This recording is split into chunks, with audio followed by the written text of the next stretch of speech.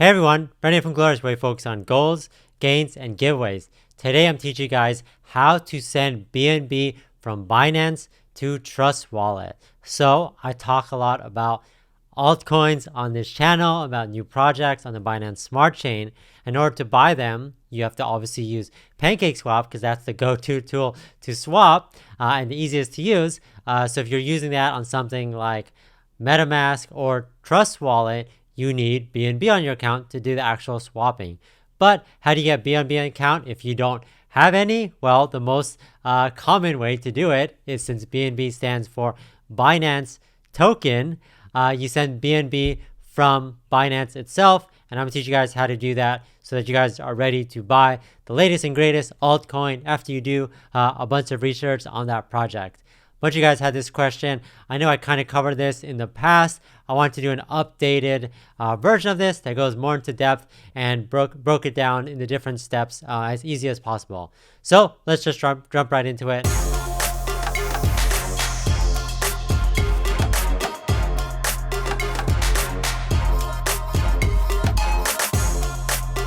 Here we are, how to send BNB from Binance to TrustWallet. And if you guys aren't familiar with TrustWallet or if you've never used it before, it's a great mobile app. It's a wallet where you can store your cryptocurrency. This is the icon. If you guys want to download, this is kind of what it looks like. To send BNB from Binance to TrustWallet, you need to copy your BNB address on TrustWallet first. So you need a place to send it from, right? So the idea is that you want to make sure that you know exactly what the wallet you're going to receive it from. So setting up your wallet is definitely important first and required step. And then clicking on BNB and then getting that receiving address. So you could click on BNB and then click into it and you click receive, and you'll get a QR code, but you'll also get this long, I think it's like a 20-digit numerical code that you're going to copy, and that's never going to change. You're going to copy so you have it, so when you're ready to send your BNB, you know where to send it to. Then navigate to the Send BNB page on Binance, fill up the fields, and tap on Withdraw. So if you guys are familiar with sending and receiving, go to Binance. Obviously, you have an account there. I'm not going to go through how you set up an account on Binance. Or even if it's not on Binance, it's some place that you can send it. These steps are similar. You're essentially just saying that you're going to withdraw from one account. So in this case, Binance, I'm going to withdraw my BNB from this account, and I'm going to send it to somewhere else. And that's my Trust Wallet because I have my address that we did in the previous step. Once you've tapped on withdraw, Binance will prompt you to fill in a memo.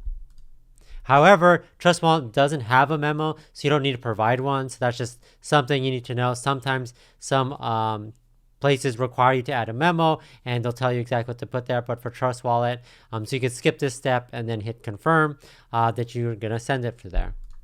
Once you land the confirmation page, you'll have to tap confirm again. So if you're like, hey, I want to send this to here, you have to make sure that you're confirming. The idea is, and you're going to notice this a lot in the cryptocurrency space, and especially dealing with wallets, is they're going to ask for a lot of confirmations. They want to make sure that when you're sending something somewhere, that you are confirming you're doing so. And every time they do that, this is your chance to make sure that the address is correct, the amount is correct, the token is correct, because you don't want to send something to the wrong place. You don't want to send this one token to another address that's not familiar with it. So the idea is that Binance, Ethereum, they're all different networks. They're not the same addresses. So don't send Ethereum to a Binance, a BNB address. That's a big no-no. It's going to get lost. You can't complain to anyone. That's the whole point of being decentralized, that nobody, only you are control over it. So there's no bank or support page that could help, or a support team that will look over you. It's not Binance support, not TrustWallet support. They're not going to help you. They're just providing the platform to send it. So when they ask for things like confirming, make sure that you're doing it correctly. The withdrawal process typically takes 30 to 60 minutes. So again, so for the example is, you're on Binance, you're withdrawing, you're going to send $100 worth of BNB to your Trust Wallet. You've confirmed it and you've double checked. You've done the eye test. I do the eye test when I'm sending. Obviously, I'm not going to check every single symbol, but I checked maybe the last 4 to 6 digits of my sending address to make sure that it's the one that I know. And obviously, I've been using mine for so long now that I know exactly what it looks like. I could say it off the top of my head, but I'm not going to do that right now. But the idea is that I'm familiar with it. I know that if I'm sending BNB to my BNB wallet on my Trust wallet account, that I know that that's that. And so once you actually send that amount and you go through the process, it can take 30, 60 minutes because it's going through the blockchain and things like that, and you're making sure that it goes through. I actually think it's a lot quicker than this, but I would just say, like, if it's been 30 to 60 minutes, that's probably just, let's say, like in the busiest time, that's how long it's going to take. But essentially, that's how long it could take if it's super busy. But the idea is that I wouldn't panic if it takes anything longer than, the typical 5-10 minutes. I think everything should be okay. Again, you always want to verify that the money gets taken out, etc. You could even pull up the text hash address to like monitor it. Sometimes they'll give you updates. Sometimes it'll just be instant and it'll be transferred into it. But the idea is, as long as you're making sure that where you're sending it from, you're sending to the right address, everything should go smoothly. Sometimes if you're doing this, it'll ask you to do a two-step verification. Again, this is all a part of what I previously said about these platforms. Want to make sure that you're sending this and you're the person sending it, you're the person accessing this account. So a lot of times they will ask you for a two-step verification. Usually they'll send an email code to your phone or your email address, or sometimes if you're using two-step verification, you'll have something on your phone that you could get the 6-digit code or sometimes 9-digit code, because they want to make sure that you're the one accessing it, you have control over it, and you're sending it. And as long as these processes are in place, you're safe and secure, your money's safe and secure, and they know that you're the one actually sending that. And that's it. You successfully transferred BNB to TrustWallet, and you're able to use this to swap for no token on decentralized exchange like PancakeSwap or Uniswap, if you're doing Ethereum PancakeSwap for Binance Smart Chain. But the idea is that this is pretty simple, right? This is the general steps you need to take. Nothing is super complicated. I know we always think in our head like, oh, why is this so complicated? How do I have to do with this? I think there's other steps along the way when you're actually swapping that is a little bit more complicated because you're dealing with slippage, which I'll actually do in my next video, next upcoming video. But the idea is that as long as you follow these steps, which is you have a Binance account, you have BNB in that account. How do you get BNB in that account? I'll probably go through another video, but you just buy it with your local currency, get BNB, and then you could send that wherever you want to, right? You could send it to make payments to your to any services. You could send it to friends and family, or you could send it to yourself in a trust wallet. So you could do other things like swapping it for other tokens.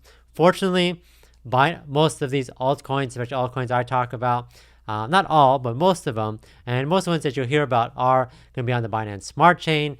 So the process of doing this and getting them on the Trust Wallet is, the same. And then if you're familiar with PancakeSwap and swapping, this whole entire process, once you figure out how to get BNB and then you're swapping it, should stay the same. And once you've gone through it 1 or 2 times, you'll be an expert. But just because you're an expert doesn't mean you shouldn't double check your work every single time. Doesn't mean that you shouldn't check it. I always have the rule of, if I'm sending stuff, to always send it in small amounts first.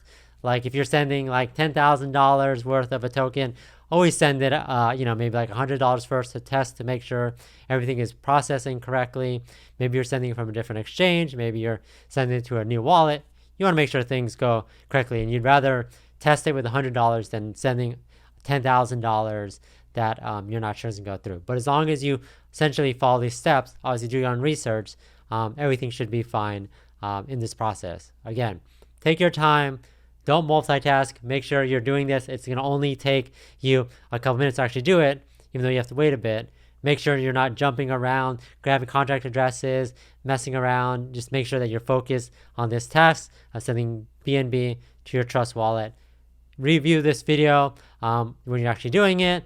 A lot of great people out there have actual demos where they actually pull up their phone, they actually show you how to do it and send it. But I kind of wanted to give you guys a general idea on the whole entire process. Let me know in the comments if you have any questions. I'll do more videos on how to do PancakeSwap, slippage, more specific things. But hopefully this was educational. Hopefully this answered a couple of your guys' questions that you guys had. But thanks everyone for watching. Catch you guys next time.